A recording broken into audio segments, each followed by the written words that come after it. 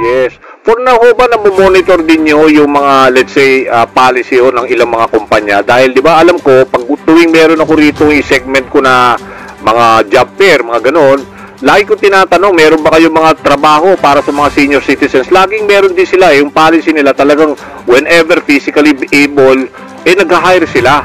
Dapat ho, may mga issue ba sa inyo yung mga nadidiscriminate ang senior citizens sa mga trabaho? Oh yes, malaking bagay sa amin yan. Kaya nga meron tayong panukala dyan. Kung hindi ako nagkakamali nung Disyembre, inilabas yun sa Congress, no? Yung equal job opportunities for senior citizens. At yan ay ating ibabalik para yan maipasa doon sa Senate. Isa din sa ating gustong iparating sa iyong mga tagapagsubaybay, meron tayong livelihood opportunity programs. Yun, yung isa, maganda yun. Oo. Meron tayong i-launch very soon, no? Ngayong Setyembre siguro pag natapos lahat ng mga trainings nila yung sa ating tour guiding diyan sa Intramuros in partnership with Manila and of course the DOT. So nagko-conduct na tayo ngayon ng kanilang applications, no? Nagsi-screening, and in the next 2 weeks magkakaroon sila ng trainings under DOT.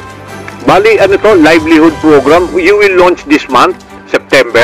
Yes, hopefully pag natapos yung kanilang training with DOT. Pero mas mauuna yata yung ating pagkikipag-ugnayan kay SM Cares ng Christmas na magkakaroon sila ng hiring ng mga senior citizens sa mga SM malls. Pero magpa-pilot muna tayo dito sa Manila, no, sa NCR.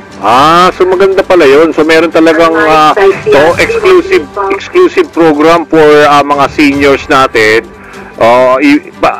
Hindi naman ito, no? Parang seasonal lang to. Parang if ever, let's say Christmas season, they will be temporarily hired. Ganon?